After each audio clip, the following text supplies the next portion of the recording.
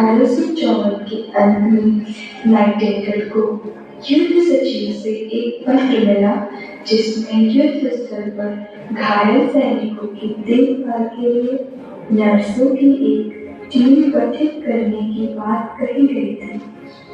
Nightingale ने 34 नर्सों की एक टीम इकट्ठी की और उनके साथ टर्की चली गई जहां उनकी ड्यूटी लगाई गई थी।